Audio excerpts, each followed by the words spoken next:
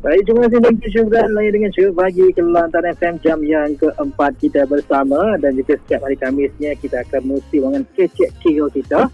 Kita nak kecek, kita nak kira, kita nak buat, kita nak kongsinya, tapi bukan saya berkongsi.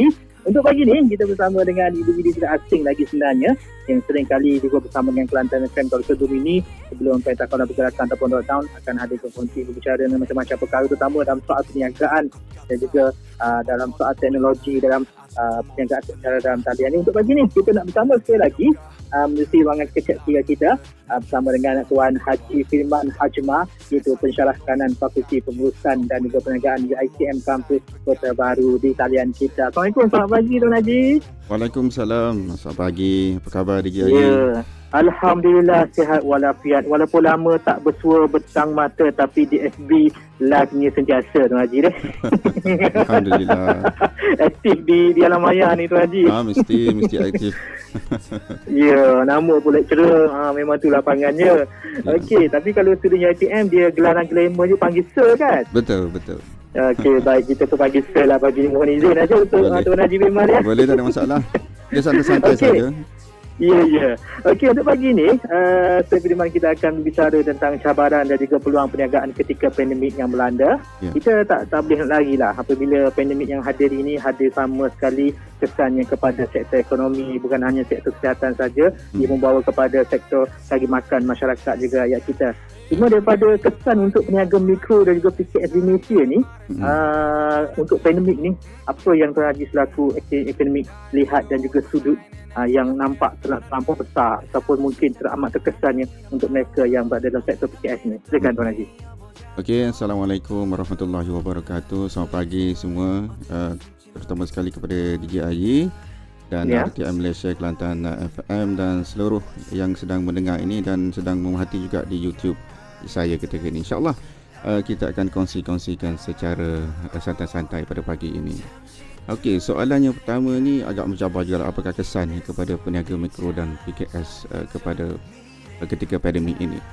Baik, benar, secara amnya memang boleh dikatakan majoriti usahawan mikro dan PKS terkesan. Okey, memang terkesan dan mengalami tekanan yang agak berat jugalah pada musim pandemik ini. Dan bila kita sebut terkesan ni, kita mesti bagi sedikit statistik. Kita tak boleh nak kata terkesan sejauh mana terkesannya. Okey, kita mesti menunjukkan juga beberapa data-data yang boleh menyokong bila kita sebut terkesan.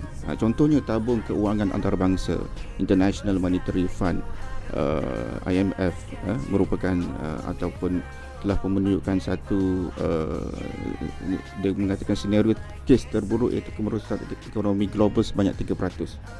Dan World Trade Organization ataupun WTO juga mengatakan jumlah dagangan dunia akan jatuh menjunam pada tahun 2020 sebanyak 32%. Dan sudah tentu Malaysia juga tidak terkecuali terkesan dengan senario ini, di mana kalau kita lihat PKP ataupun Perintah Kawalan Pergerakan memberi impak kepada pengecupan ekonomi Malaysia.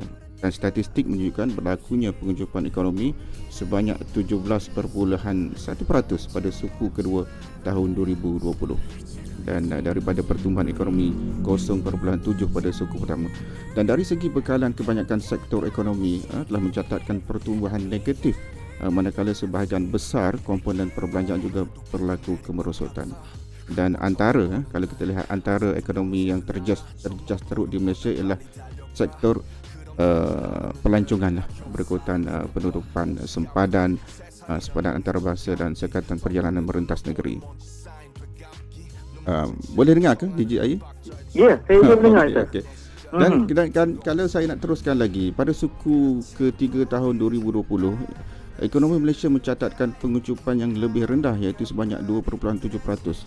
Dan Jabatan Perangkaan Malaysia telah menjalankan satu kajian. Kajian ini cukup menarik sebenarnya. Okey. Dan fakta ini boleh kita ambil untuk rujukan kita bahawa menunjukkan bahawa ada kesan yang agak begitu mendalam juga kepada para peniaga usahawan kita. Dan hasil kajian ini menunjukkan bahawa 2/3 iaitu 67.8% melaporkan mereka tidak ada pendapatan dalam tempoh PKP. PKP iaitu yang bermula, kajian ini yang bermula pada 10 April hingga 1 Mei 2020. iaitu semasa fasa 2 dan sehingga fasa 4 lah. So nak katanya 2/3 memang tidak ada pendapatan dalam tempoh tersebut, manakala sebahagian kecil iaitu 12.3% memperolehi hasil jualan mereka secara online. Bagus. Bila sebut online ni, bagus, terbaik mereka yang menceburkan diri dalam secara digital ni. Dan 9.8% masih mendapat hasil jualan mereka menerusi kedai fizikal ataupun secara offline lah. Dan kajian ini juga mendapati majoriti mereka iaitu 68.9% peniaga bergantung kepada simpanan untuk kos operasi dan modal. Dan 19.8% bergantung kepada pinjaman dan suntikan modal yang disubsidi lah oleh kerajaan. Sebenarnya kenapa saya bagi statistik hari ini, pagi-pagi lagi bagi statistik ni? Ya. Sebab saya nak menunjukkan bahawa memang betul peniaga mikro dan peniaga PKS memang terkesan dengan keadaan pandemik ini. Apatah lagi kita memang dah berlakunya PKP daripada 1.0 sampailah sekarang ini 3.0, dan kita mengalami satu lagi lockdown yang sehingga hari ini tak boleh nak ke mana ke sana ke sini. Dan rumusan kepada persoalan yang pertama yang diberi oleh ataupun diajukan oleh DJI ini memang jelas menunjukkan kepada kita bahawa usahawan mikro dan PKS amat terkesan dan perlu memikirkanlah formula tertentu untuk bangkit menyelamatkan diri daripada krisis ekonomi ini. Tapi walau bagaimanapun dalam keadaan kita terdesak, walau kita tertekan, usahawan tidak harus menyerah kalah lah. Kita tak boleh kata habis dah kita, tak boleh buat apa dah kita ni, kita rasa kita ngaku dah, maknanya goodbye lah perniagaan. Tak ada nak kata itulah. Malah kita mesti menganggap ini adalah satu ujian, cabaran untuk kita terus bekerja keras dan lebih berdaya saing. Bukan sahaja berdaya saing di pasaran domestik tetapi kita juga mesti berdaya saing, melonjakkan lagi ekonomi kita ke pasaran antarabangsa. Dan saya mungkin boleh suggest lah, mungkin selepas ini saya boleh suggest, saya boleh bagi carangan apakah jenis perniagaan yang boleh kita ceburi semasa pandemik ini. Dan hanya mereka yang cekal saja mampu berada di pasaran perniagaan di waktu pandemik. Itulah boleh saya respon kepada soalan yang pertama DJI. Terima kasih. Baik, itu dia. Dengan perkongsian dapatan juga data tadi, itu jelas menunjukkan keadaan semasa dan juga hakikat sebenarnya apa yang terpaksa dihadapi oleh golongan peniaga kita. Pengucupan tu memang nampak panggil landaian penurunan dari segi pendapatan dan juga cabaran usaha perniagaan. Ya. Baik, sir. Ya. Tu dia risau pula saya tenggelam dengan bimbang. Okey, alhamdulillah. Nak kira tu. Okey. Cabaran juga tu, cabaran tu. Itu cabaran juga. Okey. Melihat kepada cabaran, tadi saya bercerita tentang angka dan juga pengucupan. Tapi daripada satu sudut, mungkin ucupnya di satu sudut, tapi ada pengembangan di satu sudut. Bahagian pengembangan ini mungkin kita melihat bagaimana nak menukar cabaran ini menjadi satu peluang. Mungkin ada sesuatu yang kita nak kongsikan. Silakan. Okey, terima kasih DJI. Satu soalan yang mencabar ni. Bagaimana kita nak menukar cabaran menjadi peluang. Ini pandangan peribadi saya lah. Bagi pandangan saya, setiap zaman mempunyai cabaran yang tertentu lah. Kalau sebelum ini kita diuji dengan pelbagai juga kesulitan, termasuklah wabak-wabak penyakit bersifat epidemik seperti virus Nipah pada 1999, denggi. Denggi pun masih lagi berada di tempat kita ni. Kes yang pertama pada 1902, seingat saya, ada Zika, ada Japanese encephalitis, ada sesama burung, influenza A, H1N1, MERS, apa lagi HIV. HIV pun masih lagi berada di mana-mana di kawasan negara kita ni. Di negeri Kelantan pun agak hebat juga HIV ni. Kita ada taun, malaria dan banyak lagi. Dan kita semua yakin bahawa kita diuji mengikut kemampuan kita. Itu janji Allah kepada kita lah. Dan justru apa yang berlaku pada hari ini hendaklah dilihat sebagai cabaran yang memungkinkan kita menukarkannya menjadi satu peluang. Allah mahukan kita berfikir, Allah mahu kita berikhtiar, berdoa dan bertawakal kepadanya, dan bukan berdiam diri dan merintih tanpa sebarang tindakan. Dan justru itulah pada pagi ini saya nak cadangkan, kalau kita lihat mungkin banyak yang kita nak tukar menjadi peluang, tapi saya nak cadangkan 3 saja pagi ini, iaitu yang pertamanya kita menukar kaedah operasi atau proses ataupun cara kita nak menyapa, cara penyampaian dalam perniagaan. Tetapi jenis perniagaan masih lagi sama. Maksudnya kita menukar kaedah sahaja, bukan jenis perniagaan. Kita masih lagi duduk dalam bisnes yang sama, perniagaan sama, cuma kita nak tukar. Tukar ini dia akan merubah juga daripada kita sentiasa dalam ujian cabaran, kita menukar ia menjadi satu peluang. Para peniaga perlu memastikan transaksi jual beli masih boleh berlaku walaupun terpaksa mengubah corak pemprosesan atau operasi. Bila kita terpaksa menukarnya disebabkan nak selaras dengan SOP yang telah ditetapkan oleh pihak berkuasa, pihak kerajaan. Contohnya F&B sekarang. Saya nak ambil aktiviti perniagaan yang paling dekat dengan kita, iaitu makanan dan minuman.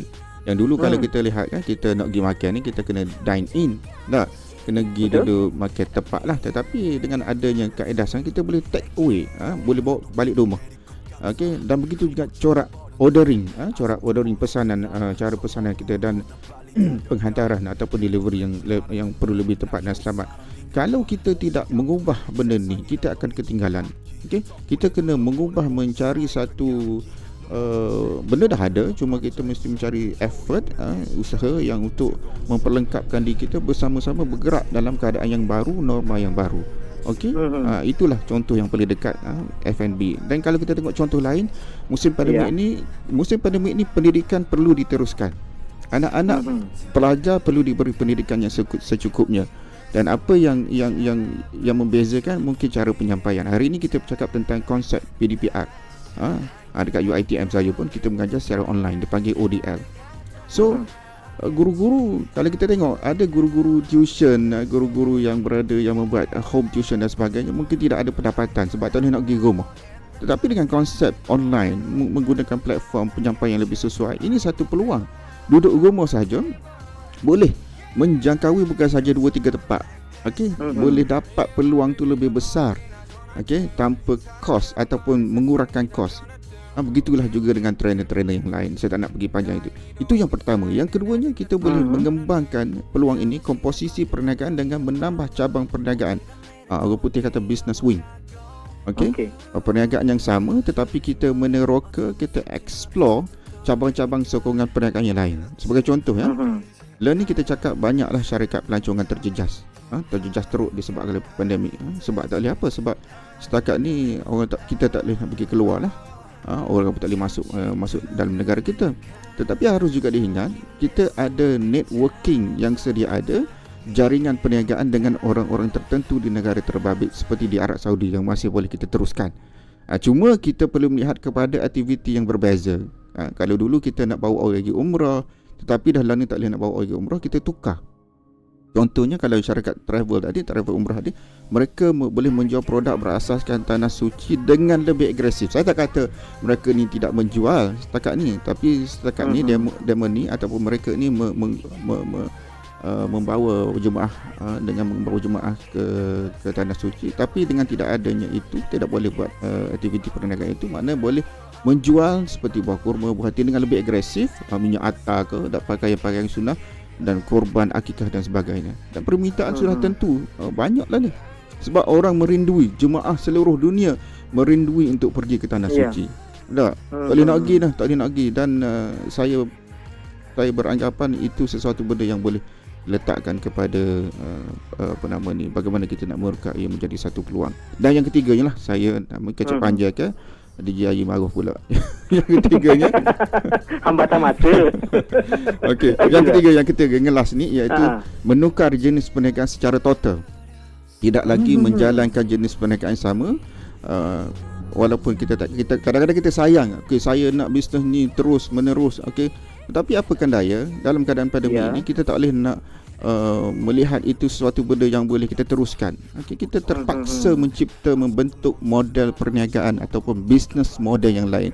Kalau kita lihat, saya nak bagi sikit lah. Kalau kita lihat statistik yang dikeluarkan oleh Suruhanjaya Syarikat Malaysia SSM, ia menunjukkan sebanyak 32,469 syarikat dan perniagaan telah menamatkan operasi bagi tempoh Mac hingga September 2020 tahun lepas, dan majoritinya yang menutup operasi perniagaan semasa PKP adalah usahawan mikro sebanyak 79.5%. Namun itu hak tutup. Namun sebanyak 281,781 entiti perniagaan baru telah didaftarkan setakat Oktober 2020 walaupun negara berada dalam fasa PKP.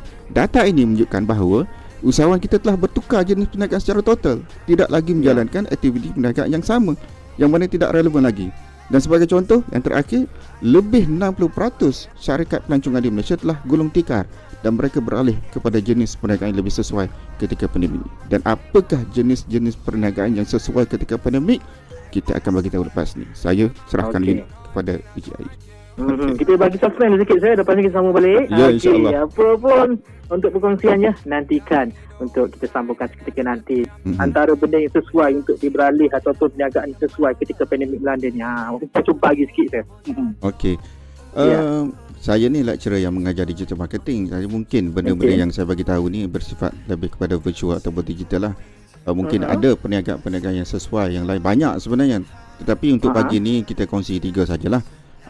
Dengan masa yang terhad ni, saya lebih nak mencadangkan kepada rakan-rakan peniaga sekarang ataupun mahasiswa yang sedang mendengar ini, kita mencubakan diri dalam satu bidang perniagaan yang ataupun kita sebut affiliate marketing. Jadi affiliate marketing adalah sistem pemasaran dengan memperoleh komisen di atas setiap penjualan yang berlaku melalui link affiliate kita. Maksudnya seorang affiliate marketer ni akan mendapat komisen dari setiap penjualan dengan share link dan website produk mereka ataupun share website pemilik produk kepada pembeli. Jadi tak perlu kita nak cari produk kita sendiri, nak buat produk kita sendiri. Kita hanya menjadi rakan sekutu kepada mereka-mereka yang menjual produk. Okay? Tidak perlu hanya tekan saja. Ya, hanya tekan dan share link itu saja. Tapi kita kena daftar lah. Kita kena berdaftar dengan owner produk itu ataupun dia ada satu dia panggil website yang tertentu, okey. Dan sebenarnya ia agak mudah, yang amat mudah, tidak perlu modal yang besar, bahkan boleh menjalankan perniagaan ini tanpa modal. Dan kalau kita lihat, dan tidak memerlukan produk sendiri dan tidak bersusah payah untuk pergi ke mana-mana untuk buat produk, untuk buat research dan sebagainya. Dan semakin banyak pengunjung yang datang melalui link kita, maka semakin besarlah peluang terjadi ni penjualan. Itu saja. Dan komisen jualan ini menjadi milik kita. Dia boleh terlalu besar dan dia bukan bersifat domestik lokal, dia boleh dijual ke mana-mana saja di seluruh dunia dengan sharekan saja, berkongsi link. Itu yang pertama. Yang keduanya, jualan melalui platform crowdsourcing. Ini ramai juga yang tak tahu. Saya bagi tahu ni ialah benda yang saya buat. Saya beritahu apa yang saya buat. Yang keduanya ialah jualan melalui crowdsourcing platform. Ramai orang masih tidak menyedari apa yang berlaku. Kalau kita lihat kadar pengangguran yang berlaku pada tahun ini, pada tahun lepas, saya tak nak sebut statistik walaupun statistik ada dengan saya. Bahkan kalau kita tengok perangkaan data-data juga menunjukkan pengangguran telah meningkat. Dan justru itulah disebabkan itu, maka kita kena cari alternatif untuk membuat perniagaan yang tidak hanya menjurus kepada pasaran domestik. Okey, perniagaan bukan sahaja kita, yalah, di Malaysia ni kita ada juga pasaran yang perlu kita masuk. Tetapi kalau kita nak meluaskan pasaran kita kena berfikir dengan lebih besar. Contohnya digital crowdsourcing platform ni, di mana kita boleh pasarkan apa saja servis. Dia lebih kepada servis. Kita pandai buat apa? Kita pandai buat apa, dan kita boleh jual servis kita ni melalui crowdsourcing platform. Banyak crowdsourcing platform yang boleh kita ceburi seperti freelancer.com, upwork.com, behance.net, guru.com, kerja digital, LinkedIn dan sebagainya. Okey. Dan bayaran dia cukup lumayan. Bukan dibayar dalam bentuk ringgit saja. Dia dibayar dalam bentuk mata wang USD, Euro, Pound Sterling, OUD dan sebagainya. Dan di UiTM kita memang mengajar student saya antara tenaga pengajar dalam subjek ini. Kita mengajar student kita bagaimana untuk mendapatkan duit melalui pasaran antarabangsa. Kena deal lah. Kena deal, kena bercakap, kena buat interview dan sebagainya melalui platform digital dan berhubungan dengan orang-orang luar. Itu yang kedua. Yang ketiga, yang terakhir, saya nak mencadangkan juga satu perniagaan yang cukup senang, hebat dan lumayan, ini content developer. Inilah satu lagi keadaan baru di mana kluster perniagaan digital, kita membangunkan satu konten ataupun kandungan dalam bentuk video untuk dimuat turunkan di dalam platform digital seperti YouTube, Facebook, TikTok dan sebagainya.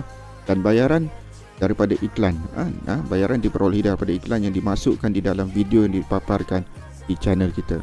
Tapi kadang-kadang orang tak tahu, dia ingat dengan view banyak kita dapat bayaran. Bukan bayaran berdasarkan kepada iklan yang dimasukkan di dalam video kita. Tetapi sudah tentulah kenapa iklan dimasukkan di dalam video kita, disebabkan oleh view kita banyak, subscribers kita banyak dan konten kita yang menarik. Dan bukan sahaja itu, bila kita jadi content developer ni, kita bukan sahaja dibayar melalui dipanggil monetization, melalui monetization dari platform seperti YouTube. YouTube tu ramai orang jadi YouTuber sekarang disebabkan oleh bila ramai yang jadi YouTuber, Google AdSense akan bayar kepada mereka disebabkan oleh iklan yang dimasukkan di dalam video. Itu yang pertama. Tetapi disebabkan oleh kita ni bagus dalam content developer, kita boleh mendapat duit ataupun income sampingan lagi, seperti mendapat product placement, sponsorship di dalam siaran kita oleh penaja-penaja lain. Dalam satu video tu boleh 2-3 cabai lagi dalam satu video. Satu daripada YouTube, Google AdSense yang bagi kita. Yang keduanya, kita boleh dapatkan dari penaja-penaja lain. Dia tempel saja produk dia di dalam video kita. Dan sudah tentulah yang ketiganya, pada masa sama kita juga boleh buat video yang khusus kepada iklan merchandise produk yang tertentu secara direct. So dalam konten, menjadi seorang content developer ni ada 3 cabang pendapatan dah situ. Jadi dia antara benda yang satu aktiviti perniagaan barulah, perniagaan baru yang boleh kita ceburi oleh orang kita, terutama sekali orang muda. Orang tak muda pun tak apa, saya pun tidak muda mana. Itulah antara 3 yang saya boleh cadangkan, aktiviti-aktiviti yang sesuai untuk kita ceburi ketika pandemik ini. Baik, itu dia. Terima kasih Sir untuk cadangan, cetusan, juga perkongsian dan juga pencambahan idea pemikiran yang diberikan untuk pagi ini. Kita pun mengejar hambatan masa itu. InsyaAllah nanti kita bersama lagi untuk waktu-waktu mendatang melalui ruangan kecek kira kita tentang peluang dan juga peranan secara digital yang mungkin bukan hanya sekadar pendapatan sampingan tapi dah menjadi pendapatan utama. Untuk soal mungkin beralih kepada gig ekonomi contoh sebagainya sebegitu. Baik, terima kasih Sir. Sama-sama. Ya, Assalamualaikum daripada kami. Waalaikumsalam warahmatullahi. Jumpa lagi.